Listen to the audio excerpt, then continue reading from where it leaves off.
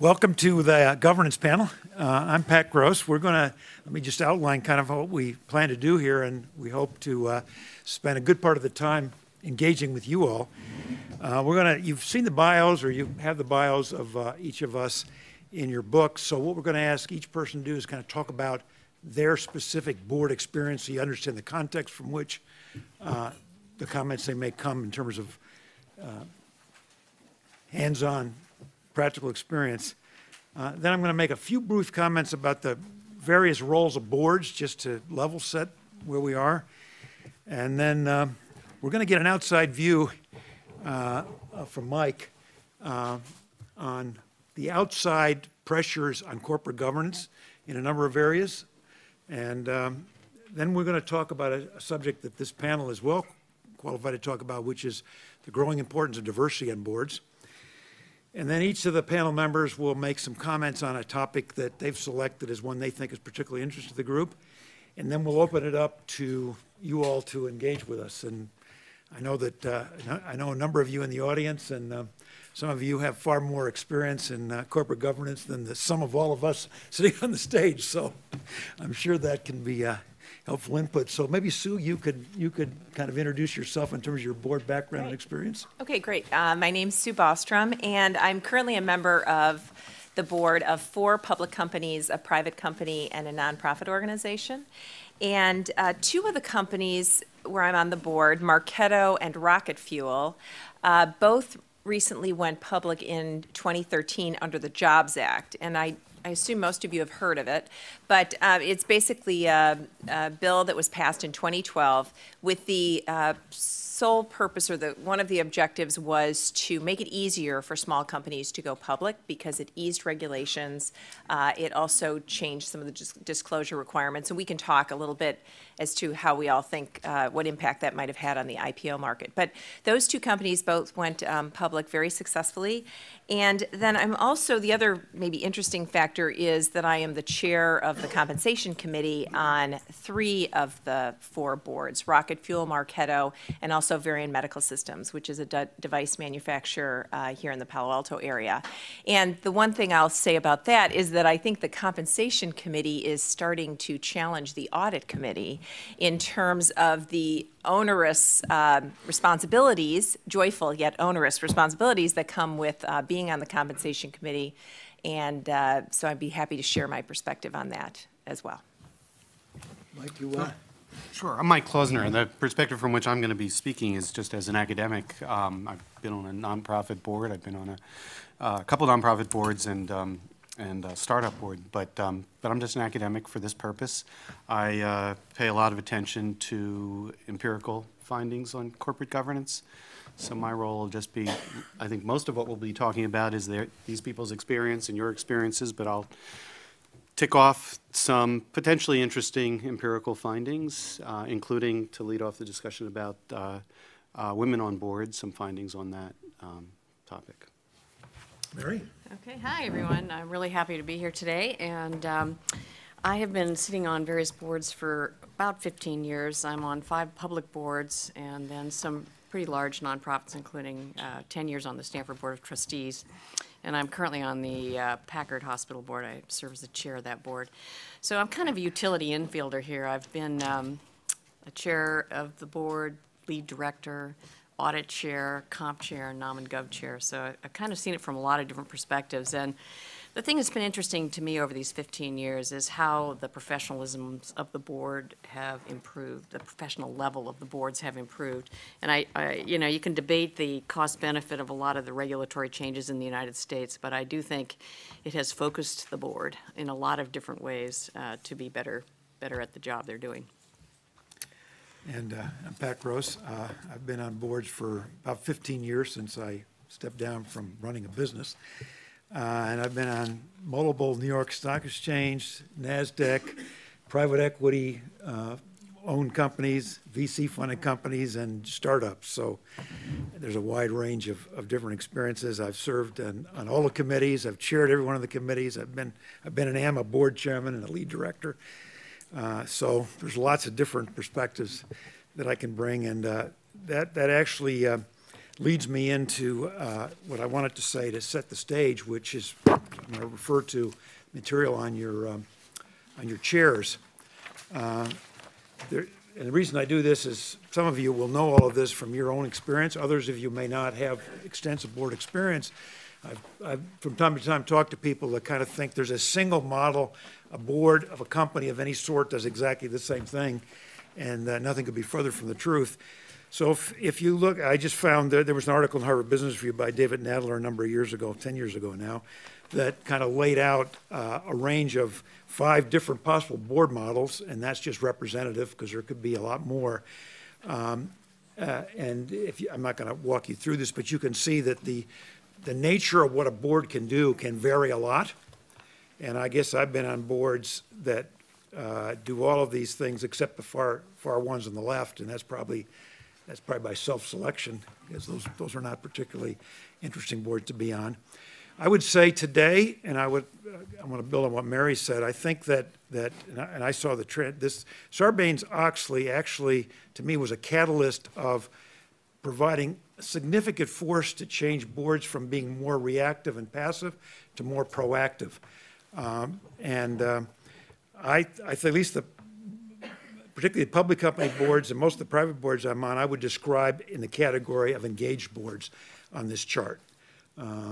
And that means that they don't just do the fiduciary things, but they're very much involved in providing oversight, for engaging with the management, with the CEO, and attempting to add value to the business itself. Unfortunately, I've been on some intervening boards and even one operating board. That's what happens when things don't work and you've got a challenge. You might not even have a CEO, or you might have an interim CEO and so forth. But I think that the place that I think that we'll probably focus on is what I call the engaged board. And on the next several slides, we listed some of the things that boards deal with, what an engaged board deals with, some topics that are driven both internally and externally, and then some other topics that are primarily externally driven. I'm not going to go through these, but when we get past our discussion, you might be prompted to ask questions on some of the things that are listed here. We tried to create a laundry list so that almost anything that we see on our board experience shows up here. You may have others. We'd love to hear others, and we'll engage on those.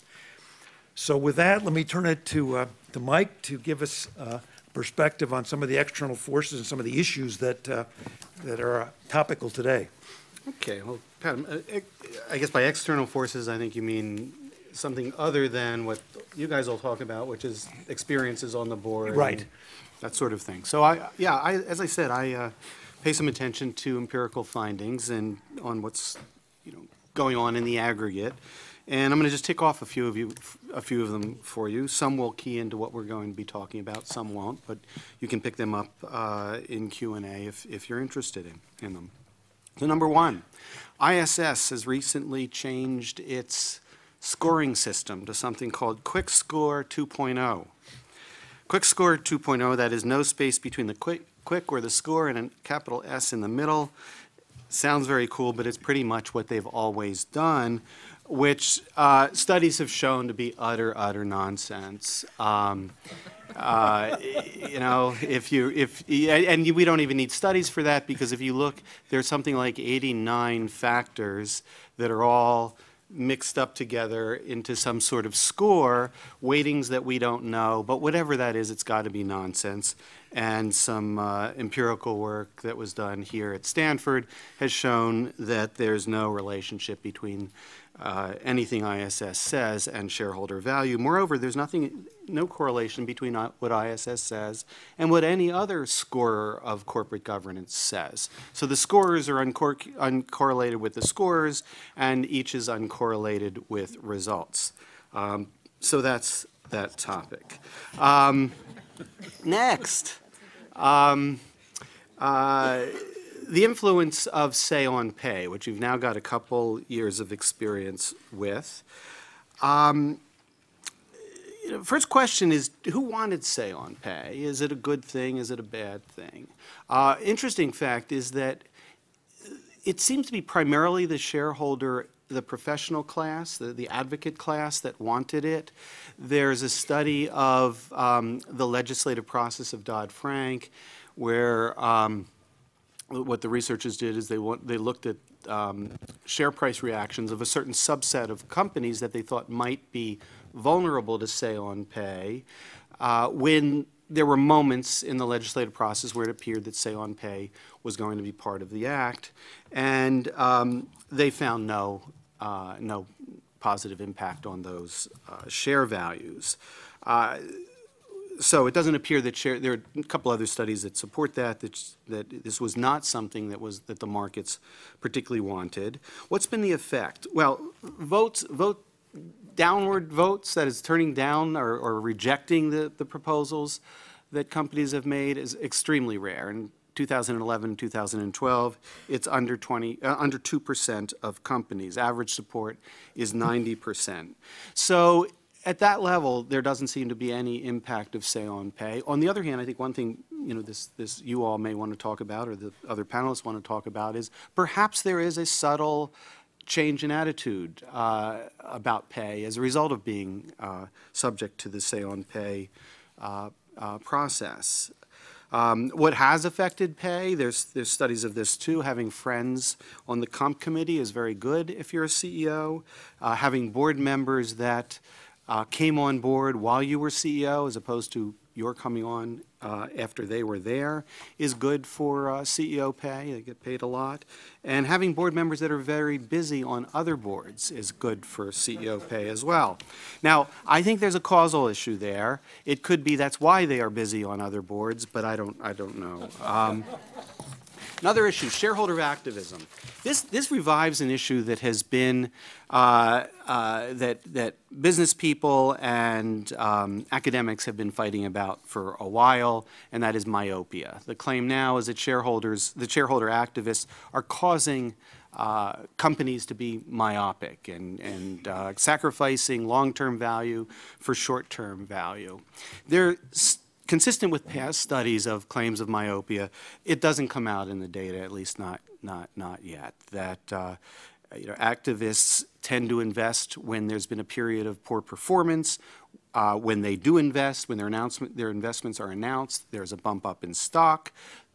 Activists return, do well for their investors.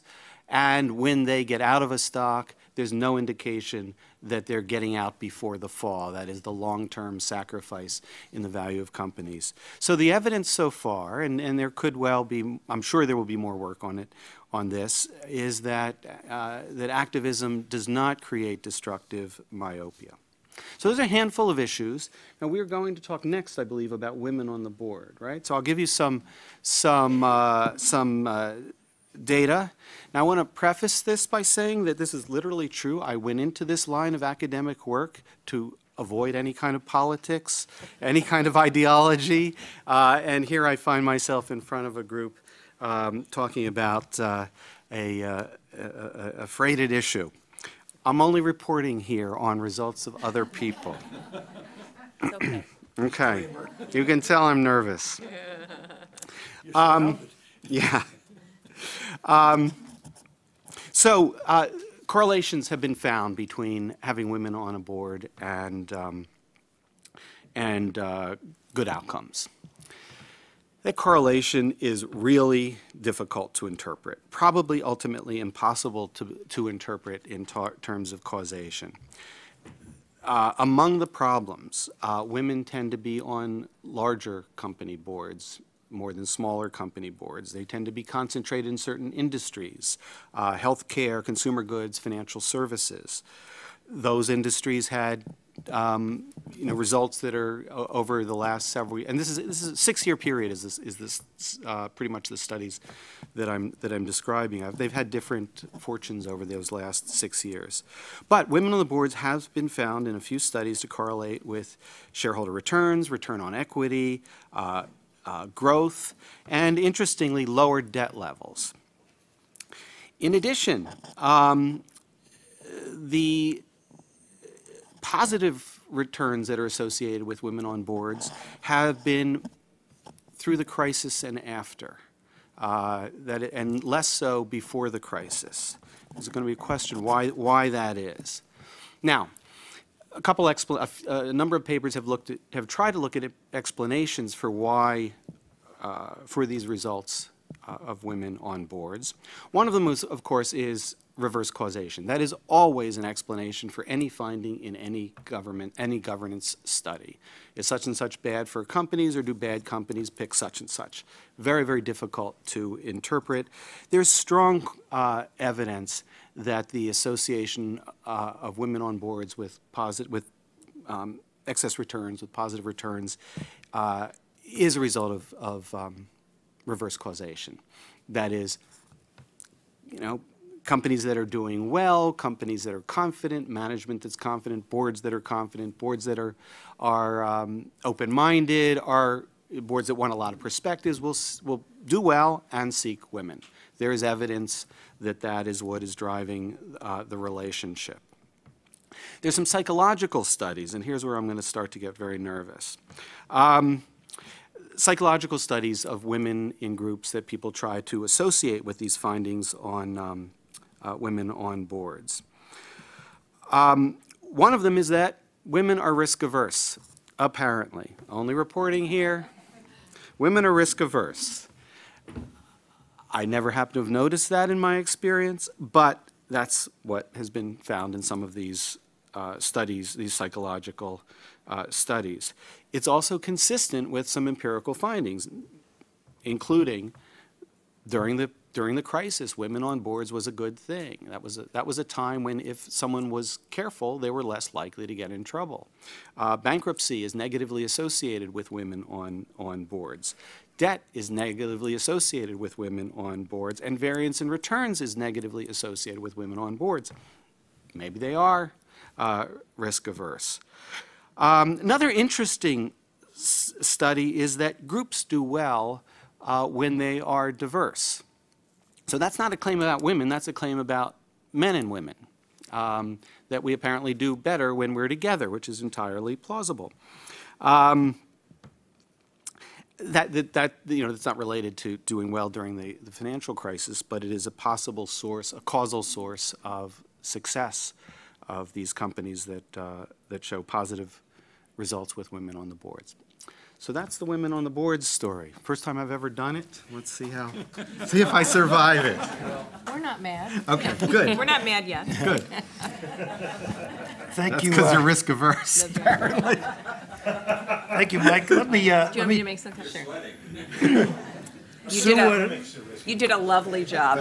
Thank you. Well, I actually thought maybe we could broaden this a little bit farther beyond women on boards to diversity on boards in general. And just to add to some of the stats that you have, and if you look at public boards, 73% of public boards have women. 1/2 of those boards have 2 women, which is really, this is the most diversity I've had on any of my boards until just recently. One of the boards, we added a second woman when it came to gender diversity.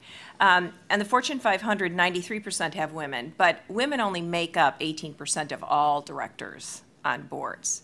Now, 48% of boards have minorities, and both minorities and women, we've seen those percentages increase by a few points over the last 5 years. So things are getting better, but we're not talking about transformational change. Now, in terms of why diversity is important, I'm going to draw on my board experience, but also when I was at Cisco, I had the opportunity to lead the Women's Network for a number of years.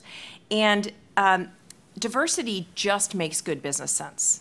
Of course, there's the decision-making argument, which you want to have a lot of different perspectives when you make any decisions. But the second reason is that you really want to mirror your customer base. And so if you look at many companies who are now global, they need to have broad cultural perspectives that can come from people from other parts of the world, lo and behold. So a lot of times when we talk about diversity on boards now, we're talking about what geographical areas, what business experience in those geographies. Is it sales, is it engineering, et cetera. So that just the global reach of the companies and mirroring your customer base, your future customer base is really very important. The other thing I've never been able to figure out is that women supposedly make 75% of the purchasing decisions. So you would think, right, that you would want your executive team and your board to sort of mirror that. The third reason why diversity is important, of course, is to attract the best employees. So back to the point that was made earlier in our session, if women are getting 60% plus of the bachelor's and master's degrees, you would think those women are going to want to go to organizations and companies that express diversity in their senior ranks, whether it's at the board or at the executive level. And then finally, it's just plain the right thing to do, obviously. The discussion we used to have at Cisco was that we would ask the question, is this the kind of company that you want your own daughter to work at?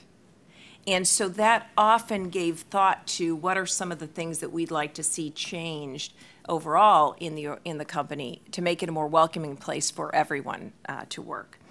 In terms of getting more diversity on the boards, I think a really very, very, very clear and specific needs assessment is important. Second is broadening the reach.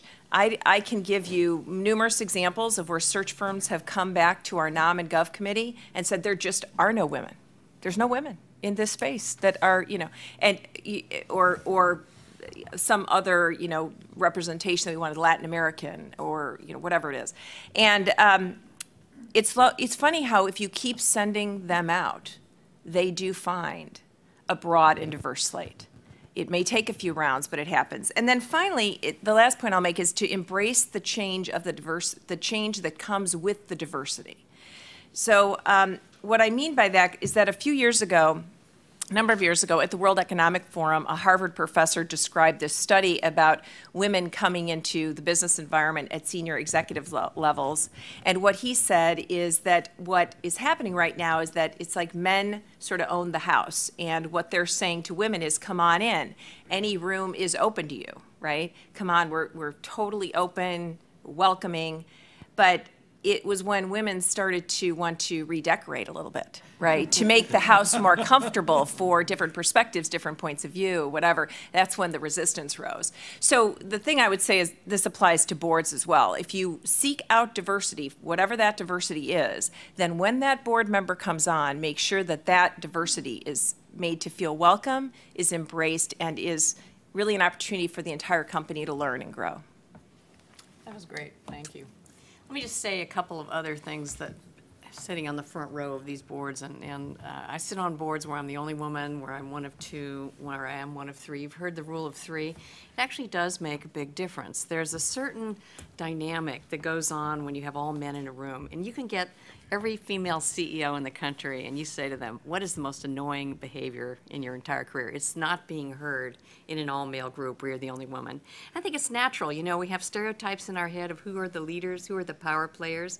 It's men if you're not really conscious about it. So if you get all men in a room, they tend to interrelate with one another. And the women, just have to jump up and down and make a lot of noise to be heard, and it's kind of frustrating. Once you get three women, it sort of goes away. So I think that is actually a very good starting benchmark for boards. But when you look at our economy, you look at our country, you look at who's getting educated in this country, you look at the talent that we need to really drive our country forward, we're not utilizing women as fully as we need to. So one thing I try to talk about is diversity as a category is very important. But women are actually 50% of everything, if not more already. And so if you lump women with other kinds of diversity, and then sort of as a comfort level think, okay, 3 is a safe harbor of some kind of diversity in the boardroom, we're never going to get to the 50-50. And by the way, the women cut across all the other categories of diversity. So if you actually are very active in getting women on your board, you can get a nice twofer that gets women and people of color and other things. So the other thing I would say is, and these are just my personal perspectives, I think one of the things that happens in boards, especially after they get 3 women on the board, they tend to go back to, all right, now we need the perfect next director who's going to fit our spec exactly. And almost always the first criteria is a CEO or someone with CEO experience. And the problem with that, frankly, for women is that is a very, very biased pool against women. Women of my generation, it was a cold day in hell before a woman got into a CEO position. So there's a whole generation of very talented women who have run often divisions of a company that's bigger than the board they're being considered for, but they're not seen as a CEO, and so it's like a one down at the start. And especially in a situation where you already have some women on the board, it gets very tough for women who have really good experience that could help the board, but never got into that CEO slot to get on that board. So that's the other thing I would sort of throw out there as something to keep in mind as we're trying to increase the number of women on boards. I just want to add a couple of comments from my own experience. My own firm recruited a female director in 1982, and we did it because half of our professional staff were women, and we just did it. We wanted to show symbolism that it was part of the senior leadership of the company and therefore the board. And we had a hard time finding anybody, and we finally recruited a Harvard Business School professor, and she was astounded that we wanted her. She said, "Nobody's ever asked me before. What do you?" It was like it was a mysterious thing to her, but she joined our board and was on it for 15 years and was a terrific director. And actually, I must say, the boards I'm on, they either have one or two females, not three yet. I haven't been on one of the three, but Just you wait. yeah, but I will say, I do believe that these boards, except for one, didn't have any women. Then women joined the board. I actually think that the board environment, the interchange, actually goes up in quality. There's something about having a woman in the room that changes the interpersonal interactions from an all-male environment. And I don't think it's conscious. I think it's unconscious, and in a very positive way. I'm glad to hear that. That's the flip of what I'm talking about. Yeah, no, but absolutely. my experience is very positive. There's some kind of dysfunctional things that disappeared, and I don't think anybody thought about it. It was unconscious. There's a woman in the room, you better behave in a more civil way, and it was a big improvement. With respect to recruiting board members, I agree 100%. You've got to go. I mean, I've had plenty of cases where I keep coming back, and finally we said, we don't want any candidates that are not women, and then they show up with them. And you can even find women CEOs that way. I'm on the board of Waste Management. We said we want a woman CEO. The search people said, oh my God, it's impossible. They found a great woman CEO who was not on any other boards, and for whatever reason, she'd been asked for some that she wasn't interested in.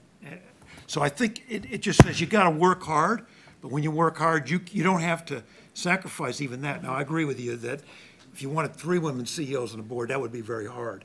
But that's my experience. Now, let's open it up on this subject since we've had kind of a full engagement before we go to the next. I'm interested. Any questions, observations, please? Yes, thank you for that. And I'm going to have to repeat the questions I've been told, so it's by the fact that you can hear them, they're recording this, so I apologize for My that. name is Carolyn Buckluse.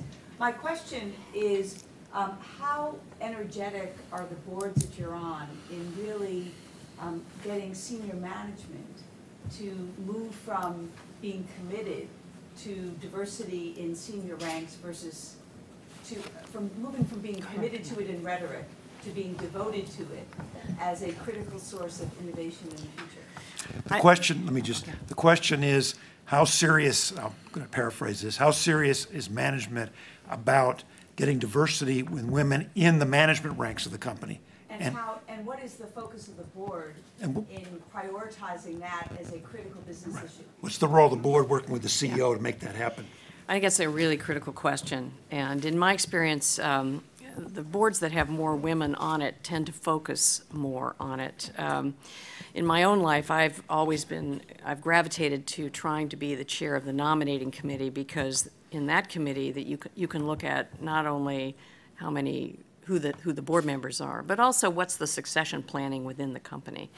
And I think there's no question that in my experience, it has made quite a difference. Now, most companies are very interested in their talent development, but to do the things that are really essential to make sure that women in our gender stereotyped environments have equal opportunity, that's a whole nother level of commitment and investment. And my experience with the women directors is that they tend to be fairly knowledgeable about this. You know, one of the pleasures of my life is I've sat on the Catalyst board for 15 years, so I know all that stuff. And many of my fellow women directors have been similarly involved. So we're a very helpful resource in what should be done, what could be done, and a fairly critical audience if it doesn't get done appropriately, because, you know, now's the time. And if a company doesn't start doing it, they're going to be you know, in a bad position in the war for talent in the next 10 years, I think. Any comments? The only comment I'd make is that if you have the opportunity to serve on a board, serve on the comp committee, from the perspective if you care passionately about this, because the boards that I'm on, if they didn't care passionately about it before I joined the board, they do now. And, you know, I think that for many of us who really take this issue to heart, either because we've personally experienced it as a woman, or if, you know, we, as a man, really want to sort of change this dynamic. We have young daughters. We want it to be different in 20 years. I think having a role where you can ask the tough questions in a small setting is very valuable.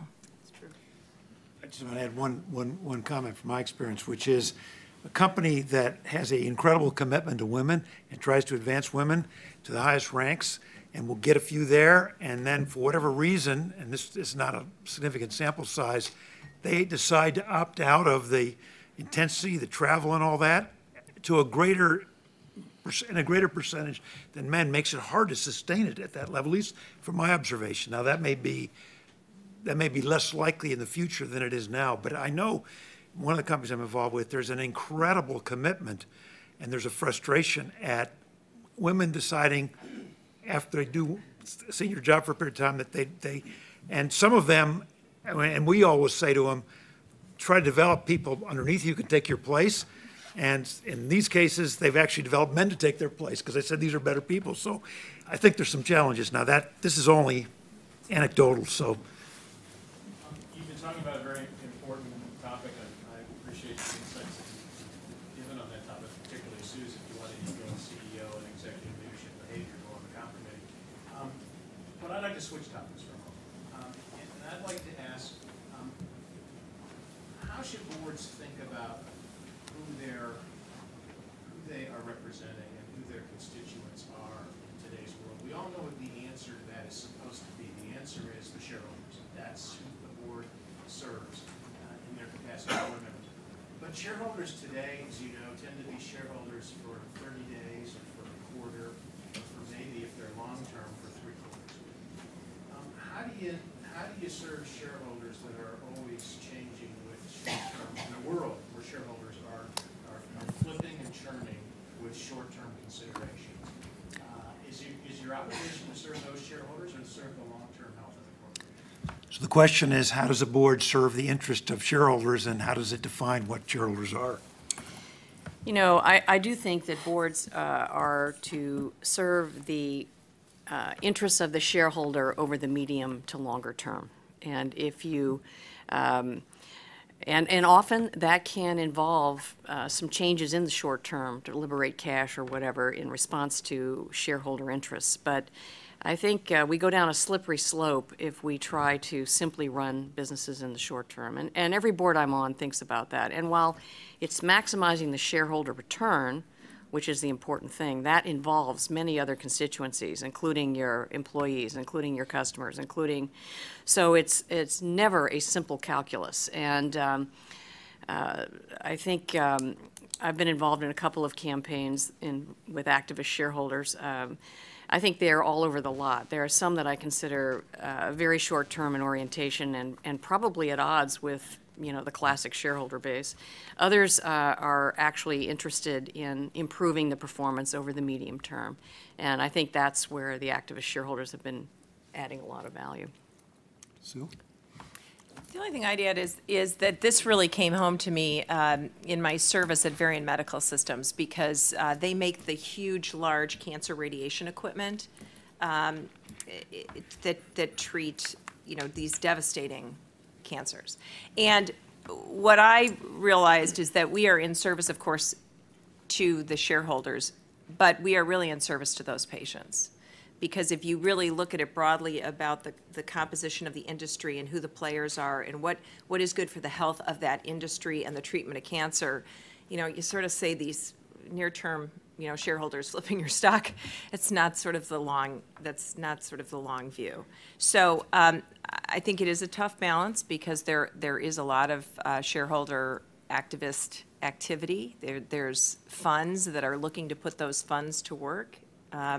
So it has increased a lot of the activity, but I think from a board member's perspective, I try to keep the mid to longer term view with regards to the company and its role in the industry. You know, usually the board has insider information that is just not out there in the public, especially about where the R&D is heading and what some of the, you know, medium to longer term opportunities are that the activist shareholders really don't know about. And so I think there are obligations of the board. It's why it's such a serious responsibility to make these decisions. Turn to another expert. Mark?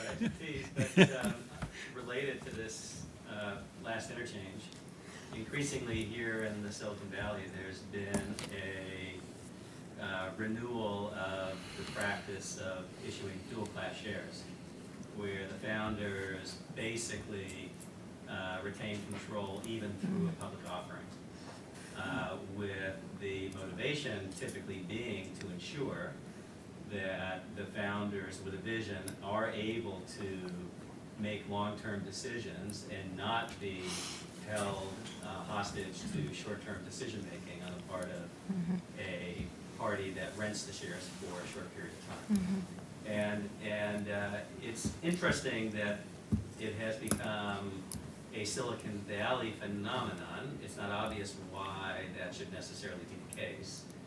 And it's also not obvious that it's a thoughtful strategy, so it's become it remains a controversial development. But the efficiency or lack thereof of the practice depends very much at its heart between the efficient governance, a democratic governance process versus a more well-informed set of insiders who have a better sense of what's in the long-term interests. And I wonder if any of you have any insights into that trade-off. So for the, I will give a very succinct summary of that, but the question relates to increasing prevalence of dual-class companies at the IPO time, and your question is, what do you think of that?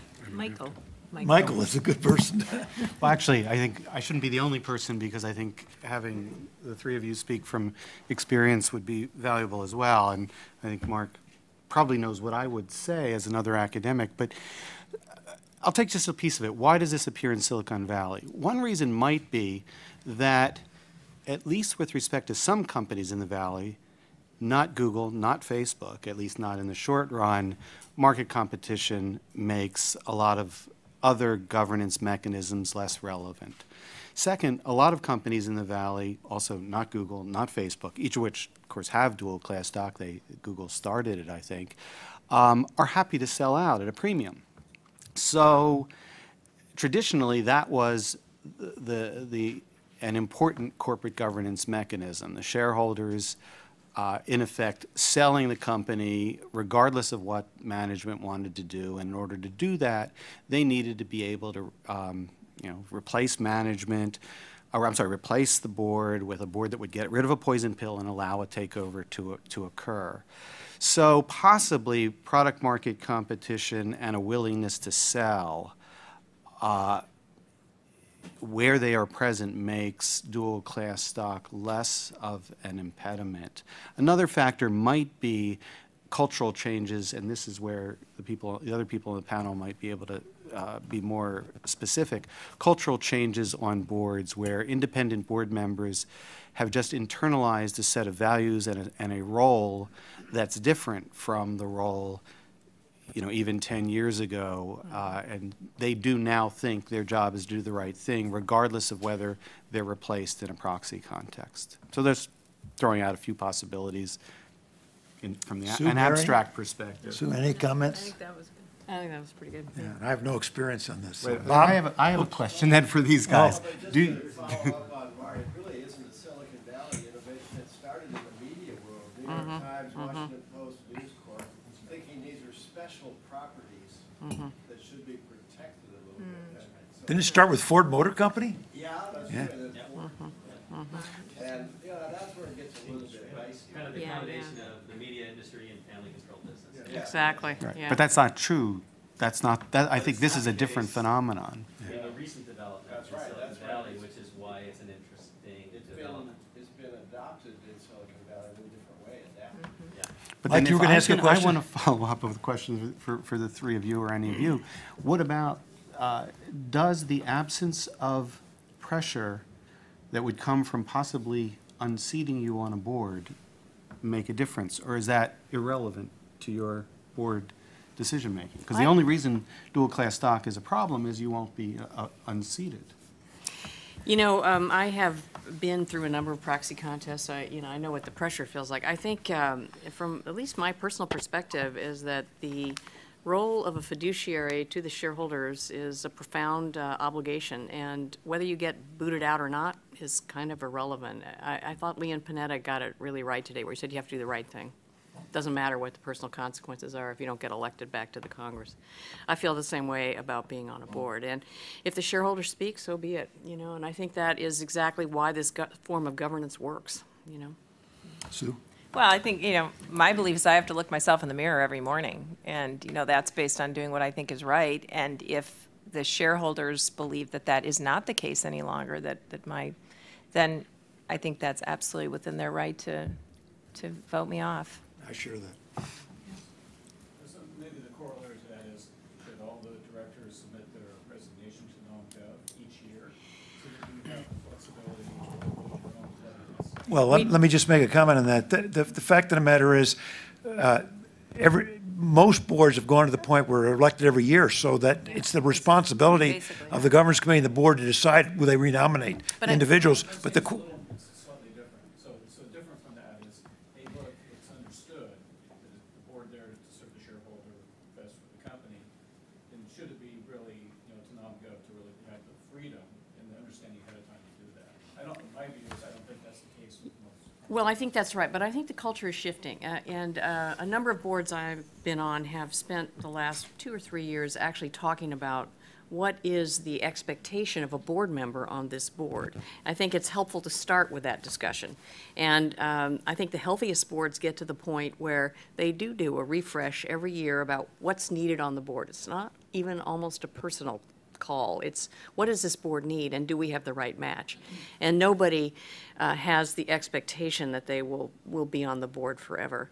And I think that's probably, if you can really get to that kind of a modality, it's a lot healthier than having term limits or age limits or any of the other things that are surrogates, essentially, for making sure that you don't have a board that's getting long of tooth and stale. Yeah, what I might add to that is I really believe in very robust board evaluations. And I recently went through a process where a third party came and interviewed each one of us, as well as the members of the executive management team, and we each got personal feedback about our contributions, or lack thereof, and our style, lots of really valuable feedback. And I thought that was unbelievably effective.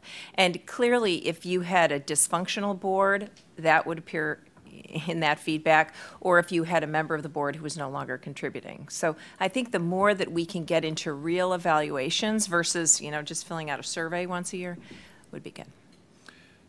So you said it was really effective, and I'm wondering what the actual outcome was. So- What was the impact on the organization? So the question is, what is the impact of the organization of doing individual board assessments? In this case, it was a written summary of the board's, evaluation of the board's performance to the chairman, and then it was a one-on-one discussion with the evaluator and you as a board member. And then the board chair also, and the chair of nominating sort of got a snippet overview of each of the board members. I do that on 3 of my 5 boards, and it has led to changing out of directors. It's extremely helpful when the peers on the board are asked very frontally, how is this person's contribution shaping up? And there's a consensus among the board that they're not living up to it. There's often a change, and unless you do this kind of active dialogue with a third party, the board doesn't sit around and judge each other in a daily board setting. So you almost need to go to this kind of a process to actually pull it out. I think it's extremely healthy.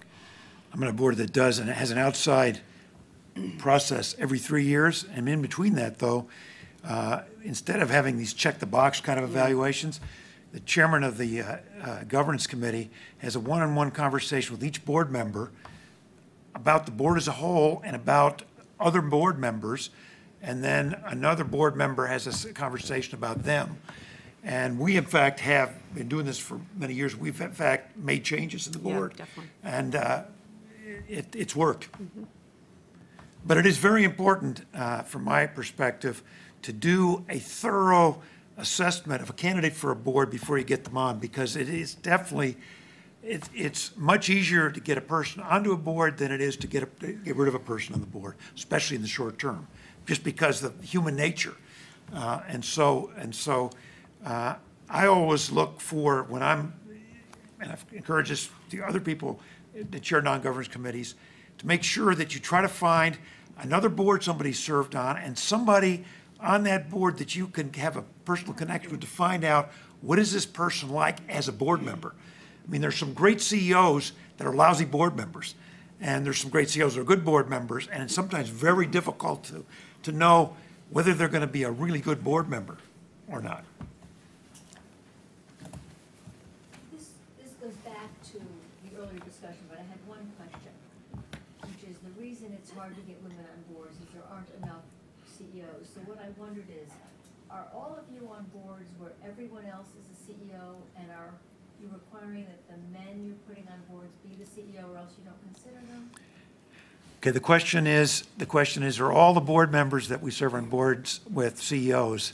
And and what are the considerations that go in? And so let's just. Yeah, no, the guys are not all CEOs. And in fact, you want a great mix depending on your business. You may want doctors, you may want academics, you always want someone who has some good accounting background so they can chair audit, right? And that may or may not be a sitting CEO. So no, that isn't the requirement. I think that what I see happens is when you're really focusing and looking for diversity, especially to add a female, you're like, I want the big kahuna, right? I want her to cover, to be the perfect candidate. And, of course, we don't use that same bar for guys. So I think that's changed. What I've not seen is a move towards that type of extremism in terms of defining that candidate. I think that we've gotten a much better appreciation now, especially in the Valley, about the other roles that are equally important in running a corporation, how someone's experience in that can be applicable to serving on a board. I guess what I would say is I think that is true, that there are an array, there are other types of backgrounds that are seen as more and more critical, especially technology, security kind of backgrounds or finance backgrounds. But what I've seen, and the reason I raised the point about the CEO capability, is when you're looking for the next generic director that's supposedly an industry expert that's going to bring that kind of capability to the table. And that probably is half the board searches for your board. And the headhunters come in with the list. And there are a bunch of people who have CEO by their name, and they're all male, and there are some women that don't. Unless there's some consciousness about the fact that women just didn't have that opportunity, it will almost always go to the male. And I think that's and the other thing that's really struck me over time goes back to the comp committee. I do think that actually for good board governance, it's good not to have a majority of former CEOs on the board, because I think there's a like-kind bias around compensation that's been a big driver of the increase over time. And I think having a broader set of perspectives can help ameliorate that. And shareholders would like that. I just want to add, there's really a practical problem. It used to be that sitting CEOs could serve on 2 or 3 boards. Increasingly, boards say to their CEO, you can serve on one and only one board, because they want you to focus on our business. And so I think there's far fewer CEOs, sitting CEOs, that are available. Now, what people sometimes then do is look for retired CEOs, but then there's also a question then about the currency of their involvement and engagement and so forth. So, John? No, Oh, I'm sorry. Oh, I'm sorry, you had a question. I was just going to make a comment that one, I think, very good source is looking for future CEOs. And that's where you find a lot of women at the next level, 1 or 2 levels down. And it also is a twofer because you get a younger person. Exactly. Because most boards need diversity in age. Yeah, well, you know, one thing I would talk about Catalyst, which is, you probably know about Catalyst, it's really the premier women's think tank on women in business. And the board is made up of Fortune 100 CEOs, so it's mostly male. And one of Catalyst's initiative has been for each of those CEOs to identify 1 or 2 women in their organization to go into the Catalyst Board Ready pool. And it's exactly that idea, and all of these women have gotten on boards. There's a Stanford sponsor, I don't know if it's the business school or where it is, there's a Stanford sponsored group of senior women that is available for companies to go and say, these are people that are potentially interested in and appear to have the qualifications to be board members. And I'm involved with 2 boards where somebody had knew about this, we went out and we have gotten great, we're in the searches right now, some great people have showed up out of this. So there's more and more resources like that are available if you reach out. Some of the search firms don't like you doing that because maybe you'll find your own without having to pay a search firm, but that's fine. Yes. I have a question. You know, we see these studies published from time to time that talk about the compensation for the very senior executives as a multiple of the average compensation in the company. Yeah. And I don't know exactly what the numbers are, but apparently over the last 20 years, this ratio has kind of run away.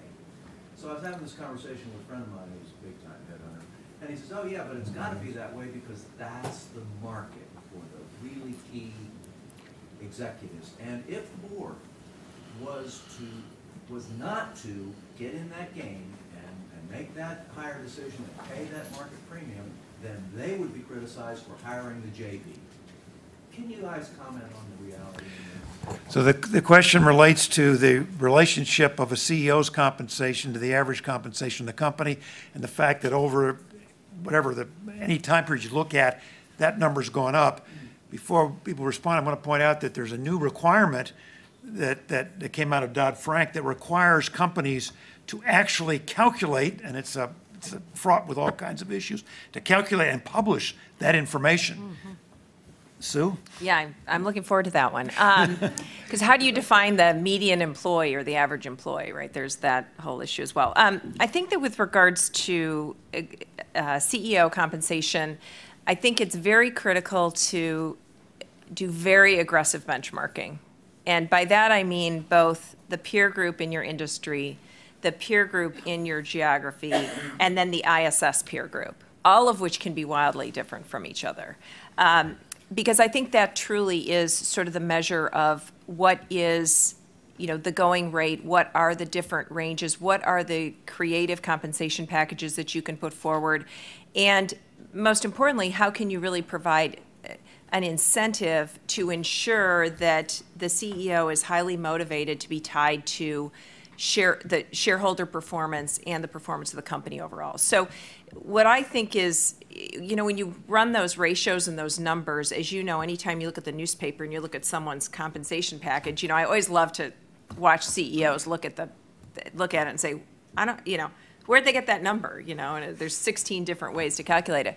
But I think that at the end of the day, I always think about what is the performance that we're expecting for the company, where do we believe that we can tie that CEO's compensation to that performance, and then doing very aggressive benchmarking. I think those ratios are, you know, I'm not saying we won't be looking at them because we have to, but I think it's really a measure of tying performance, tying pay to performance. I think that's the solution, but I do, in a kind of simple-minded way, I do think that the way we set executive compensation has a compounding effect, because we have a whole industry of compensation consultants who trot in with, you know, the baseline, and nobody wants to think that their CEO is average. So, you know, it just has this ratcheting effect. And I think the way most compensation committees are dealing with it is, as you suggest, there's a possibility of a really big paycheck if all goes well, and not so great if you don't. And that's probably the fair way to do it. But is it always this way, or is it just changing? It's gotten more and more of an industry. You know, we have Deb Zumwalt here has been the general counsel of Stanford for many, many years, and you've seen it the whole time. But I think, don't you think it's getting more and more professionalized? Yeah. I'd like to make a comment, though. To me, this leads to the question of succession management, because my experience is if you have to hire a CEO from the outside, this issue is a much bigger issue. Absolutely. If you can advance people within the company, and you promote somebody to a CEO, you have to pay them more, but the external stuff for some period of time is much less important. But if you're bringing somebody in from the outside, then all of these comparable analysis and so forth really become very important, especially if you're recruiting somebody who's in a job, they view it as a significant risk. If they're a successful person in a job, they're not looking for something, you got to pay to get them. And then all of this stuff really forces you into higher numbers, I think. I would say, though, that over the last 10 years, there's just much more rigorous evaluation of executive compensation and CEO compensation. And for good reason, because I do think that some companies, it just sort of ran away from them.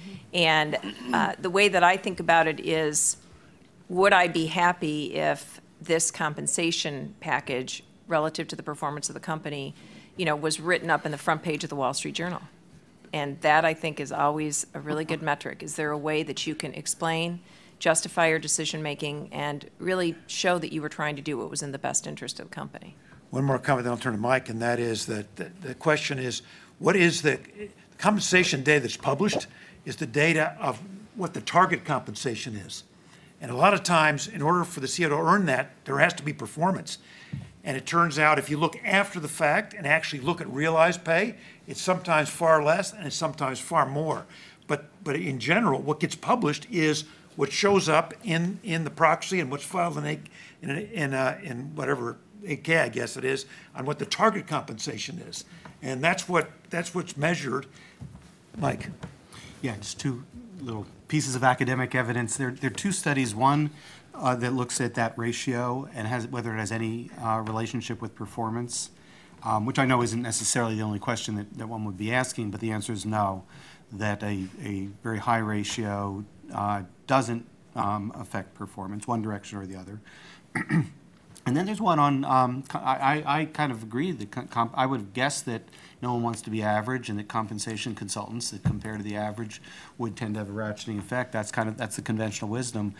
And there are issues with this study, but there is a study that shows that the presence of a compensation consultant isn't correlated with higher pay.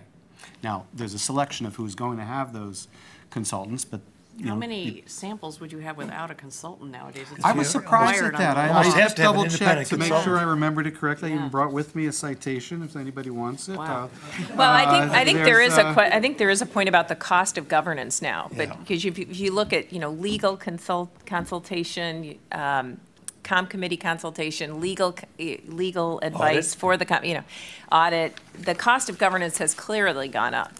So I'm hoping there's benefits from this. For public companies, I mean, for public companies, yeah. This was Kevin Murphy, who's a prominent. How old is he? It's not forthcoming. Forthcoming. Kevin Murphy and Tatiana Sandino, executive pay and independent compensation consultants. I'll have to read it. So there is one flaw in these ratios, CEO pay to average pay, that we probably shouldn't lose sight of, and Pat actually referred to it indirectly, which is that the average pay in an organization is basically for individuals who are given an insurance contract against what happens to the performance of the company. They're not at risk of being terminated as readily if the company does poorly, and they're not going to see the upside, but they're also going to be protected on the net side. So there's also been a much greater propensity to pay for performance over the course of the last decade. So if you risk adjusted these ratios, the evolution of the ratios would be much less dramatic than the headline numbers would suggest. Yeah, that's a good point. Yeah, but then how do you deal with these phenomena where somebody gets hired and in very short order, it turns out it's not working and they're gone. And then there's a huge severance package because that was the thing that needed to be offered in the marketplace to get that person to come in the first place. Just the question has to do with the payments that are made to terminated CEOs. And the fact of the matter is, if you recruit somebody from the outside that is a secure job, you can't hire them unless you do that. Right. They're not going to willingly take the risk. It's a reality of employment. That's why internal succession What's is another so much reason? the preferred route. Right, I because. have not been involved in those situations. Yeah, no, internal succession, you don't have to deal with that because you promote a person and there's no requirement to do that. And I was just gonna, Sue mentioned correctly that it's actually not the ratio of the CEO compensation to the average pay. It's the ratio to the pay of the median worker. Right. The median worker includes not only Americans, but globally, who's not only full-time, but part-time. It could be pretty meaningless numbers that are gonna come out of this. certainly on a Well, and then you have comparable some basis. companies that are heavily outsourced versus others. Right, So, you know, if right. you're not outsourced, you're gonna have a lot lower level. So anyway, it's, we'll see what that ratio brings us over time, I'm sure. Right there. I'd like to revisit the question about dual class stock, if I could. You know, both previous faculty at Stanford GSB, Jim Collins, both last. The question I have is the presence of these dual class shares impeding the ability of these companies to last? And I kind of have 2 points to that. The first one was Professor Dross mentioned Ford. Well, Ford kind of had trouble until Bill Ford Jr. himself stepped down from CEO and found Alan Mulally to become CEO. And secondly, in Silicon Valley, a lot of these companies have dual class structures because they're sponsor-funded, VC-funded, and because the founders are still the CEOs. So there is an inherent incentive for them to structure the company as such. So would that impede the ability for a company to last? The question relates to the dual class stock impede the ability of companies to last for the long term. That's Michael's. I mean, it doesn't, dual class stock does not seem like a good idea to me. So in answering Mark's question, it was more, well, maybe it's not so bad, in the sense of maybe it has no effect. Well, if it has no effect, then we might as well have it. So I think that, I think from the perspective of shareholder value, dual class stock, there's not a good reason to think dual class stock is a good thing. If that, is that, so, and what I guess that means is that there is some risk that a company won't last if it has dual class stock. But lasting, it's a difficult threshold to talk about. I think there have been studies, not about Silicon Valley companies, but across a range of countries and companies that show that dual class stock does result in a discount to common share value. It strikes me that the answer to this question, though, has to come through the market, because I mean, the stock exchanges have to deal with their market. The fact of the matter is, if you can go out with a dual class stock and get valued in the same way, there's nothing that's going to impede it. And so the market evidently doesn't. I guess there's no evidence that it does. So the only other way to deal with it is for people, exchanges, to basically say that's not acceptable governance. Or I guess the SEC could, but I mean, will take some external force of some sort to make a change in it. I think there's no reason, I mean, the market could well discount those shares. Yeah. It's just that the founders don't care. And there's good reason for them not to care, particularly if they've just had a multi-billion-dollar payday when they went public. You know, the marginal value of a few percent isn't that high to them compared, presumably, to what they see as the value of keeping shareholders at bay. So I think there could well be market discipline here. It's just worth it to them. So it sounds like you just made a case for why you think it's a good idea, not a bad idea. Is it a good idea? So if we talk about firm value maximization, but although I said that from a purely shareholder point of view, if the founder is paying the right price, then you would be right. Fair enough. Yes. There's more and more conversation about more rigorous standards around sustainability in terms of more longer-term goals, environmental, social, governance standards that are more benchmarked and rigorous. Interested in your thoughts on that. How real is that? How important is it? And what kind of a conversation is happening on the board table? So the question relates to issues of long-term sustainability and their relative importance in the board in looking at the long term and for the company positioning itself for the long term. Is that fair? You know, I think that I've seen in my various boards that the companies are interested in various sustainability initiatives, but it's not something that the board itself really focuses on yet. Certainly risk and to the extent there are environmental issues that could seriously impact a company, that comes up at the board level. But I think it's like a lot of things that sort of come out of the operations of the company. They're not really at the board level, and I think that's probably appropriate. Sue, anything? Well, I was just going to say, I think there was a lot more prevalent discussion prior to the recession. And so I think it's the reality.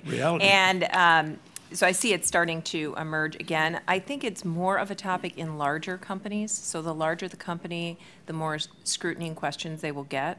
Probably appropriately so on this topic. So I think with the larger company boards, you see much more of a need to discuss it at the board level. There's some pressure by some shareholders to actually require it, and I'm in some boards of companies that what they did is they engaged with the shareholders and they actually reported on their website in their own way, and those proposals have been withdrawn. So I think that there's an interest on knowing more about what the company's doing. And I don't think there's too many companies where they've actually had a vote that requires some kind of comprehensive reporting. But there is some pressure on asking the SEC to require companies, all companies, to do it.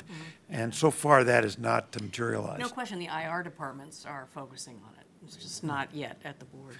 But I will say that it seems to me that a board that's really looking for the long term, it needs to address with the management as part of the strategy dealing with all the issues that are going to affect the long-term success of the company. And certainly environmental and sustainability issues are part of that agenda.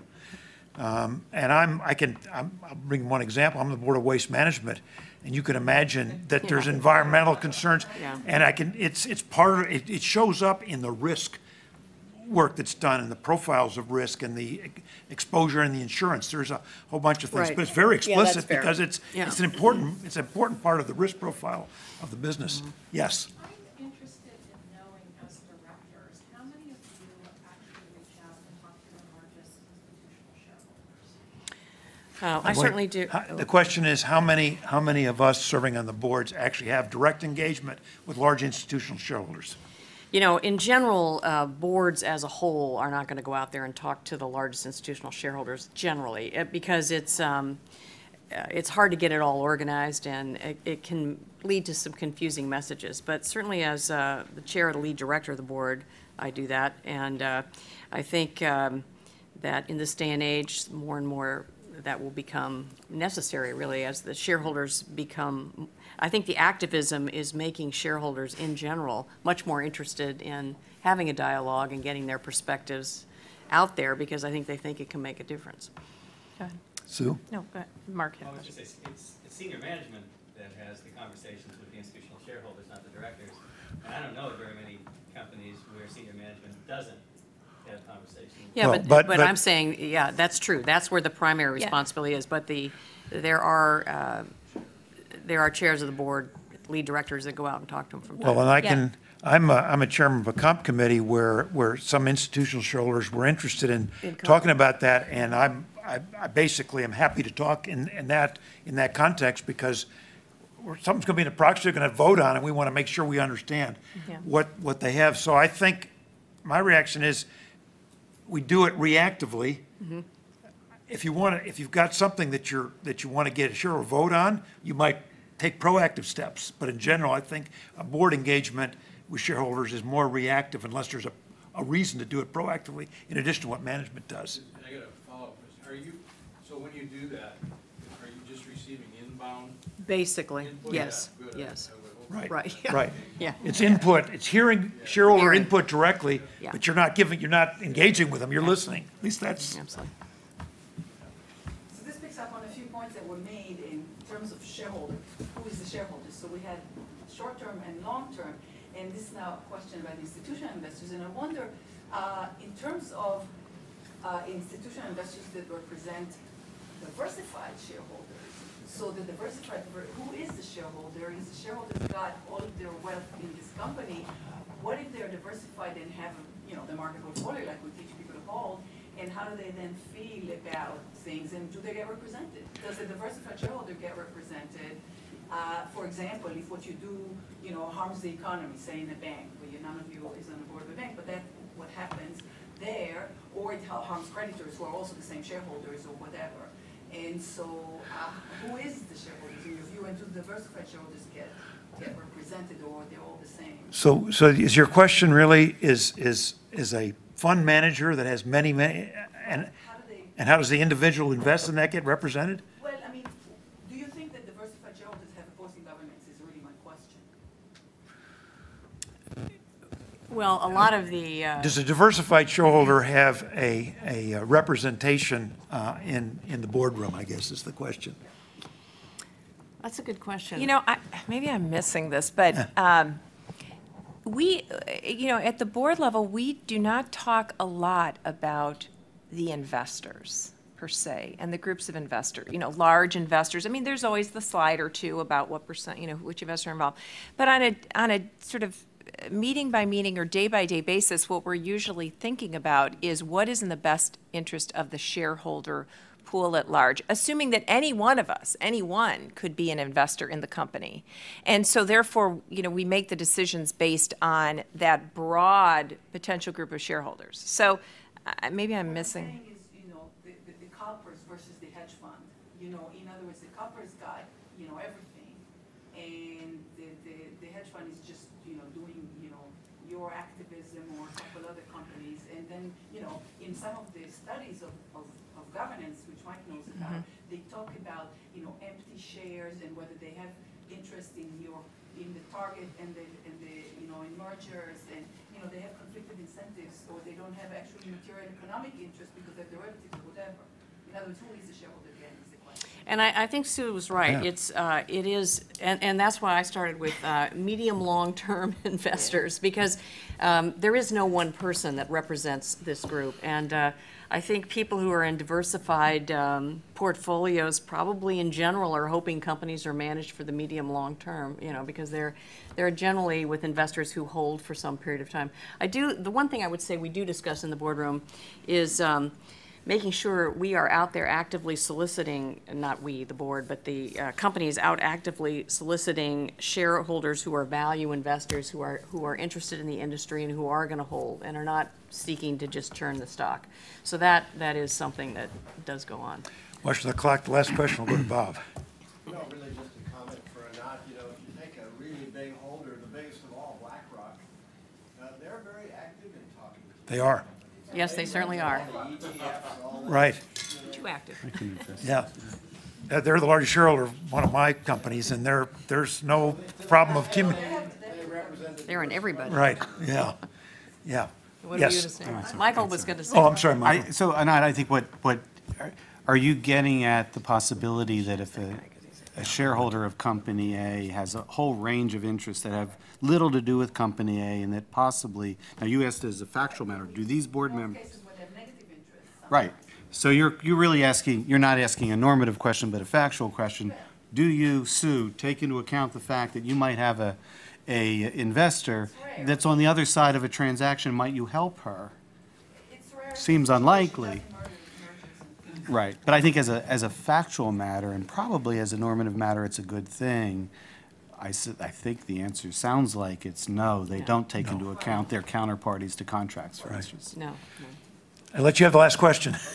Actually, it's kind of a comment, more in terms of building more women on boards. I'd like to build on something Mary said and that you said, Pat.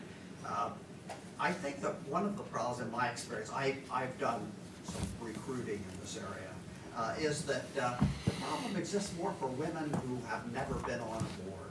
That many women get completely boarded up, and once they have established the credibility of doing well on one board, they've got 3 of them. That's true. And so it's very bifurcated in terms of the market. It's fair. It's the people who have not got on a board yet. And of course, and as you said, Mary, one of the problems is, certainly if you're comparing a woman who's never been on a board before and a man who's probably got, because he's a man, has been the CEO of something, or at least he's been on another board, makes it very difficult to choose the woman.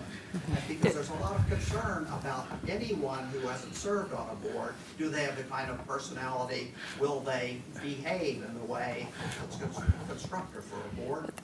That's, when women have asked my advice on this, what I've said is to try to gain service on a large nonprofit board. Right. Because in many cases, there's an audit committee, you're dealing with many of the same issues. And in fact, it's sometimes more complicated because it is a nonprofit. So that's one of probably many ways to get relevant experience. I think it's a very valid point. Though. And that, I'm going to follow up one more comment based on what you said, and that is that the Stanford Women's Association, I'm not sure exactly what it's called. Stanford Women on Boards. I've used that Yeah. as a recruiter, and it is a very good, Yeah. Martha Clark is doing a fabulous Right, job that's- of yeah. helping people out to do that. But it could be better. It could be easier to search because you're not typically just looking for any woman. Right. You're looking for somebody who's also, an expert in widgets. But so I think this is a tool, and particularly for women who aren't yet fully boarded up. And I Yeah. think the women who are fully boarded up, to the extent that they could make referrals to Yeah. these other women and give them a little more credibility. Absolutely. This is a complicated problem, and it's Yeah. a lot of subtle issues that kind of have to be addressed. We're I getting just want to. we're getting the. Yeah, I just want panel. to, I want to just second that and what Sue said, because the people on this list, many of them have nonprofit board experience, and you can talk to people they've served with and find out, and that to me is just as valuable as being on a corporate board. And don't forget, everybody, you got to start somewhere. Everybody had to be on a first board, whether a man or a woman, so it's the same issues. And if you already have a board with plenty of experienced people, you could take the risk of bringing somebody that has less experience in other boards. Quite. Also the chairman of the nominating committee. Thank you very much. I'm told we have to stay on time. We never